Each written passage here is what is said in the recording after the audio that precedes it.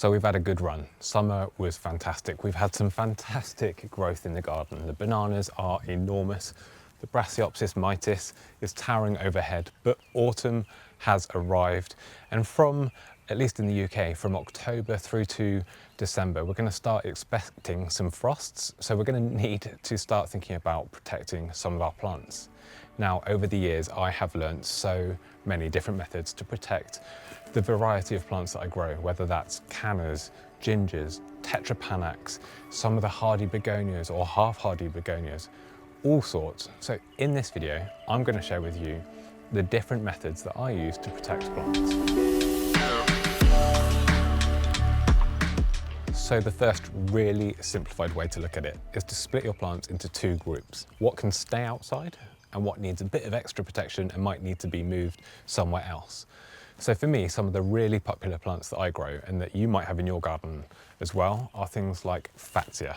This is Fatsia polycarpa green fingers, but if you grow regular Fatsia japonica or some of the other cultivars, these are really tough. They're not going to need any additional protection. If temperatures go down to about somewhere between -7 and -10, yes, they might lose some of the youngest leaves at the very, very tip, but the main woody stem is going to be absolutely fine. They will regrow. They'll probably sprout out from the stem, so you'll have a fuller plant next spring. So I wouldn't worry about protecting these at all. In fact, my Fatsia variegata is in full flower now. They flower at this time of year, so they thrive right now and they're providing food for pollinators, and it really livens up the garden when so many other things are starting to look a little bit beaten up from all these autumn storms. Another popular plant I grow is Eriobatria japonica, or the loquat tree. Now, us gardeners who love tropical style plants should all be growing these. They've got these huge corrugated leaves. They're evergreen. They look this good all the way through winter. And again, really hardy. This will go down to -10 with ease, nothing to worry about at all. They do actually flower at this time of year. So a frost will damage those flowers, which means that they won't set fruit, but that's fine. We grow them mostly in this country for this exotic effect for these giant leaves. A really easy plant, you don't need to worry about it. If you're lucky enough to be growing Brassioopsis mitis, again, super hardy. You don't need to worry about this whatsoever. This one's been in the ground for 3 or 4 years. It's gone down to -6.5 degrees Celsius, so it's taken a really hard freeze. It is deciduous. For me, it loses its leaves in winter, but it regrows in the heat of spring.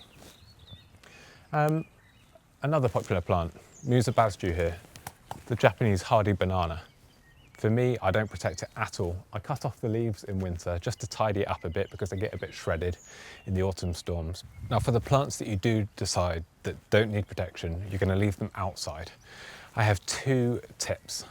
Number 1 is to mulch the roots. So just put a mulch over the top of the soil around the base of the plants. That mulch can be old compost from pots, it can be wood chip, it can be straw, it can be the leaves off the plants that you're chopping up and putting down onto the ground, which is something I love to do because that feeds nutrients back into the soil. That mulch over the surface of the soil is going to act like a thermal blanket. It's going to stop any penetrating cold getting down into the roots and potentially causing damage, because although we all hope for a nice mild winter, it's not guaranteed. So putting that down is going to help protect the roots, and it will feed that growth in spring. When the weather warms, all of that goodness that you've put down is going to be in the soil. The second tip is to use some horticultural fleece in the case of severe frosts or lasting cold. So with Musa basjoo bananas like this one, they're all made up of herbaceous material. And if you want to maintain that height for next year, wrap the pseudo stem. I say pseudo stem because it's not a real stem. It's only made up of compacted old leaf culms. But that's a topic for another video. Wrap any herbaceous material, I'll say that, in a fleece, and it's going to help create kind of a microclimate, a warmer microclimate inside underneath the fleece. And it should protect these plants from penetrating cold. So anything that I've got that I'm worried might get damaged by any impending severe cold, I will protect. Now, as a general rule, plants that have become woody are much more resistant to cold, so shouldn't need protection. But if you want to protect the younger growing tips, then horticultural fleece is going to be a massive help with that. So I'd say in autumn, at this time of year, it's really, really helpful to have some fleece at hand so that if you get home from work, there's frost forecast and you're panicking a little bit, it's fine. Go out, cover your plants with a layer of this, and it's going to really help keep them thermally insulated and keep that frost off. I will definitely do it for this Brassioopsis mitis. I'll wrap the stem, even though it's woody, it's just something that I want to protect because they're still quite hard to come by.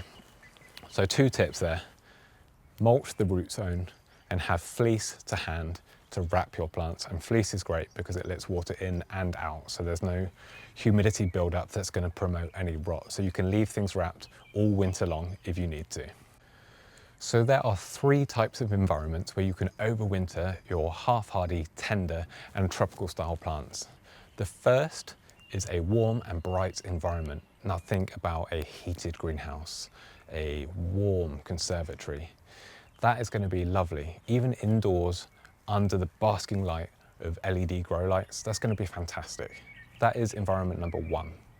Environment number 2 is cool and bright, maybe an unheated greenhouse or an unheated porch or a colder conservatory.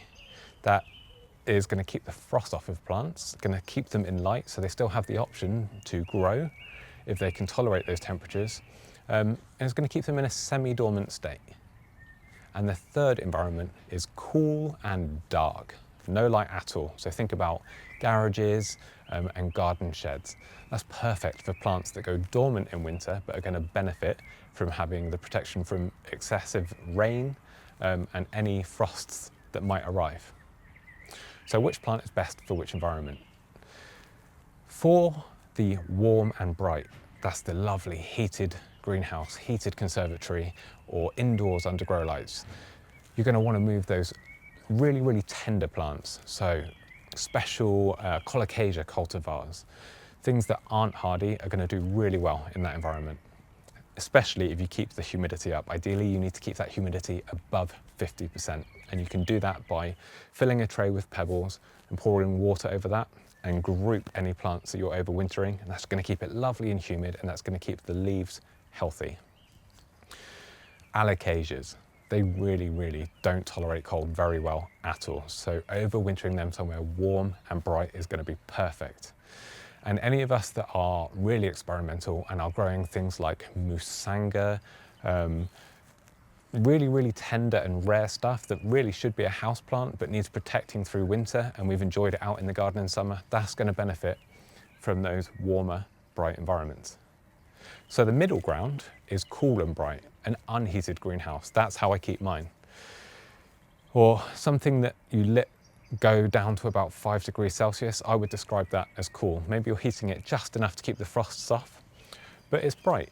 There's still daylight coming in, which means that those plants can continue to photosynthesize, they'll produce sugars, they can stay healthy and perhaps bulk up a bit more for the next season. So cannas and hedychiums that you want to keep in leaf and protected from frost and slowly bulking up to give you a better display the following season are great in a cool and bright environment. They will stay in leaf. They won't look as good as they do in the summer months, but they'll stay in leaf. They'll keep bulking up and you should get a better display the next season. Half-hardy plants like the begonias from the Lunar Moon series that I have absolutely fallen in love with in my garden. They did get through -6, left out in the garden, but if I want to keep them growing, if I want to bulk them up through these cooler months, I can move them into a cool and bright environment and they will keep growing. Another plant that I grow, abutilons. They're hardy down to -5, but they'll lose their leaves. They'll stop flowering. They become completely dormant, which is fine. You can store them in that state. But if you keep them in a cool and bright environment, they're likely to stay in leaf. They're likely to keep flowering. So you can take cuttings or you can enjoy the flowers throughout those winter months. Now the third option is ideal for plants that go dormant. So if you allow your cannas or your flowering gingers, that's hedychiums, to become completely dormant and you chop them back and you've got them in a pot, move them into your shed, move them into your garage, and that's going to give these pots protection from rain and protection from any penetrating frosts and they can stay that way for months. 4 or 5 months is about all you should need, because don't put them away too early. Just do it when the frost is forecast, which for me is tonight, which is why I'm making this video. Put them in the shed. They'll be absolutely fine. They're not going to be actively growing. They just don't want to sit wet through winter, so the roof of your garage or shed is going to protect them from the rain. And they don't want those rhizomes that are underground in the pot to freeze, so it's going to protect them from the frost. You can even overwinter large and setty bananas that way. Sometimes they'll get absolutely enormous in a summer, and with panicking going, I've got nowhere to put it, my greenhouse isn't that tall, I don't live in Kew Gardens. Chop the leaves back. I've done a video specifically on this and I'll link it in the description below, but you can chop the leaves back, turn it upside down, hose all the soil off the roots, and just store it like a giant, almost like a giant bulb in your shed, in your garage. Keep it bone dry all the way through to spring, and then you can pot it up and start watering again. So that cool and dark environment is ideal for plants like that go dormant but benefit from being kept a little bit dry and away from any penetrating frosts. So when you decide which plants you're going to move indoors, like this Alocasia I've got, it's young, so it's going to need protecting. It's an Alocasia, so it's not a species that is really that cold tolerant. So I'm going to move this into my warm and bright environment, part of the heated area of my greenhouse. You always want to check for pests. So where do slugs like to hide? The bottom of pots and in the drainage holes. Check there for slugs and snails and remove them. You don't want to move those into your greenhouse. Check the underside of the leaves for aphids and any other pests. And any leaves that are starting to go yellow or have got botrytis that are showing fungal disease, chop them off. You don't want to move that into your greenhouse, and it's going to help keep all the other plants in your greenhouse healthy. If you've got the space, you can move them into a quarantine area, somewhere that's a separate environment for about a week, maybe 10 days. Just check that they're healthy, and then you can happily move them to where the rest of your collection is. I've heard stories of people buying new plants or overwintering plants and moving something new in with all their existing plants, and they've been infested with a pest and it's spread, and then they've had to destroy everything, which is heartbreaking. Now, you can mix some water with some soap, like washing up soap, and then just wipe over your leaves with that, and that can really help get rid of any aphids or bugs on the leaves. When it comes to watering your plants, when you're overwintering them, whether that's in a warm and bright, or cool and dark environment, you want to take care not to overwater, and you definitely don't need to feed. These plants have slowed right down. They're not actively growing anymore, so they don't need those extra nutrients to get through the winter months.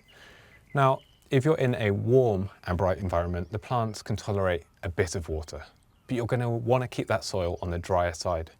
And you're going to need to water less often, because although it's warm, the plants will be growing a little bit slower and they will be taking a slight rest period.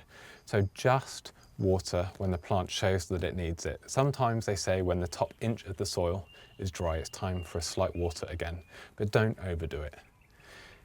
If you're overwintering your plants in a cool and bright environment, you definitely need to slow down your watering. In a cool environment, once you've watered a pot, it's going to sit wet for a much longer period of time. We haven't got that blazing heat of summer coming down and drying out the pots or causing the leaves to transpire and lose loads of water through the leaf surface. It's going to sit wet for a long time. I'm only watering about once a fortnight at the moment, even for plants in small 9cm pots, because they just don't need it when the temperatures are cooler. Everything is slowing down. If you have stored plants in a dark and cool environment, like the garage, like a garden shed, chances are you don't need to water them at all. They are perfectly okay to be stored bone dry. Maybe you've dug them up from the garden, you've potted them into dry compost in a nice big pot. Leave that compost dry, because it's dark, it's cool, there's no active growth happening, they're not uptaking the water anyway, they're dormant. Just leave it dry. That's the best way to overwinter these plants that go dormant. Cannas and gingers really work well in garages, in sheds, and in setty bananas, as I say. If you've run out of space, that is the best way to store them, as dry as you can, and dry them out before you put them in the shed, because if you move them into the shed or into the garage and the pot is soaking wet, or the Ensete banana has got water sat in all of the leaf crevices, that water's going to stay there. It's not going anywhere. There's no wind in your garage or shed. There's no sunlight to dry it out, and that's going to promote rot. So dry them out before you move them into that environment, and they'll thank you for it. It will help reduce rot massively, and they should be perfectly fine and start regrowing in the warmth of spring. So a feature that I'd like to add into the videos on the Grow Paradise YouTube channel is something that I'm going to call digging deeper. And that's where I'm going to look into the plant science behind one of the topics that I'm talking about in each video. Understanding the plant science just means that your knowledge is propelled forward, and when something is going on with the plants, if you've got that understanding, you can really improve your ability to cultivate them healthily. And just create a really nice space full of plants that are thriving. So this week, I would like to dig deeper into the plant science behind why overwatering plants in winter months is so detrimental to their health. So in winter, the daylight hours are shorter, the temperature is cooler, which triggers the plant's metabolic rate to slow down. It's not photosynthesizing as much, so it's not generating its own sugars to help fuel growth. The uptake of nutrients and water in the root zone has slowed right down too. And add to that the fact that it's so cool that the soil's going to sit wet for longer because it's not drying out in those warm temperatures of summer.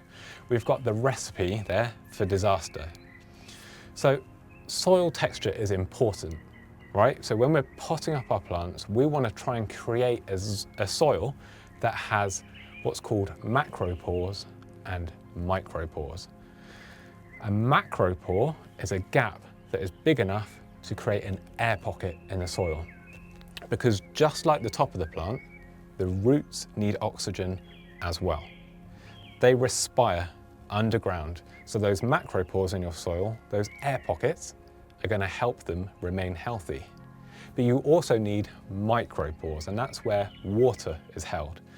So enriching your potting mix with something like grit or perlite is going to help keep the drainage there, the macropores, because it creates gaps and opens up the soil so that there's air and oxygen in the root zone. But you want to add organic matter that creates those micropores where water can be held and allow the roots to tap into that and have access to water and nutrients. In winter, if you water too much, the soil is going to become waterlogged. And as soon as it's waterlogged, the oxygen diffusion in the roots can't happen because there's no air left in those air pockets. We've filled the soil right up with water, which means the roots become starved of oxygen. They start to die. They produce lactic acid and ethanol, and that builds up in the soil and in the root tissues, and it makes them really vulnerable to pathogens and bacterial infections, and it's going to cause them to die.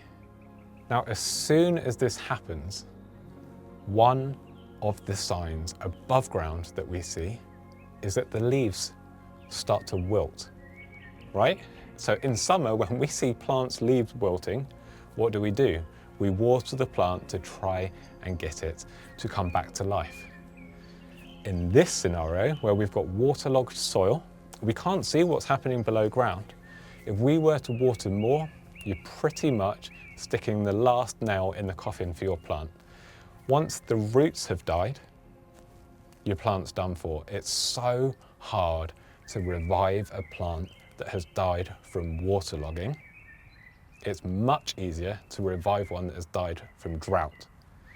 So this is why in winter you need to keep your plants on the drier side, because that's going to keep those air pockets, which means that the roots can stay in aerobic respiration and not anaerobic respiration, which means that the plant is going to remain healthy. And that was our first digging deeper into a plant science topic, and I hope that's helped you understand kind of the importance of keeping the soil drier in winter. And I'd love to know if you're looking forward to more of these plant science dig deeper sections in the videos, because for me, I absolutely love it. It just brings these static green life forms alive, and you understand so much more of what's going on. Now you might have been having a look around me inside of the greenhouse while I was talking, and you've spotted some yellowing leaves, some plants looking quite sad. And that's because the next section I'm going to tell you about what to expect. Now, in most of these places, warm and bright, cool and bright, cool and dark, I'll keep emphasizing these points. These plants aren't going to look as good as they do outdoors in the warm summer months. So realistically, you need to expect some plants to drop some leaves. That's perfectly natural. Some yellowing leaves is perfectly natural. It's just the plant's way to reduce the energy that it's putting into producing leaves. It doesn't need to do it at this time of year. All you need to do is come in and stay on top of it. Chop this yellowing leaf off. It's gone yellow because the plant's drawn all of the nutrients out from the leaf back into the main part of the plant, so we can just help it out and cut these leaves off. That's going to stop them rotting, and that's going to stop pathogens and disease spreading in our greenhouse. So that was an Alocasia. As I said, they don't like the cold temperatures. We've had a couple of cold nights, so they're starting to build up their reserves and dropping unneeded leaves. It's perfectly okay. You don't need to panic. I've got a Tibucina here. These always look terrible for me through winter, but they bounce back in spring. So don't panic. The leaves have gone brown. I can see that there is mold spores on this leaf, so I need to get it out, otherwise that's going to jump to other plants. And in winter, if you're like me and you've got a small greenhouse space, the air circulation isn't going to be good. So every slightly dying leaf that you can remove and not be too precious about is going to open up more airspace, and it's going to make for a healthier environment for all of the plants in here. So many of us get used to how plants look in summer, and they're just not going to look that way. You've got to remember, so many of these plants have not evolved to grow in the environment that we're growing them in. That's why, as gardeners, we get involved. We enjoy cultivating them, but let them have that period of rest. Help them out, tidy up around the pots, and they'll thank you for it, and you'll have a better environment. I've just seen, and I'll show you, this is Alocasia macrorhizos black stem. This leaf is rotting. It's yellowing, it's sat too wet, there's even aphids on the surface of the leaf, so it needs to go. I'm not too precious about it. I've cut it at a height that a new leaf can emerge from the stem. It's just how these things are going to look in the winter months. And this is, as I say, in this greenhouse, most of this space is cool and bright. It drops down to about 5 degrees Celsius, but it's a greenhouse, so the sun still gets in here. In my propagator here, it's warm and bright because I can only afford to heat that much space. It would cost me a fortune to heat all of this. So in there, plants actively grow and they get watering every other day through the winter months. In my shed, I will chop things back and I won't water them, and I will forget about them until the warmer weather of spring, when we're all exploring the outdoors again and getting excited about our gardens. I will move them out, and the warmth of the spring sunshine will trigger those rhizomes back into growth. But don't expect plants to look as good as they do in summer. It's perfectly natural. Don't panic. You don't need to go onto the Facebook groups and say, what's happening to my plant? The leaf's gone yellow. It's winter. That's fine. Keep the roots healthy, keep the main stem of the plant healthy, and they'll be fine. They'll bounce back.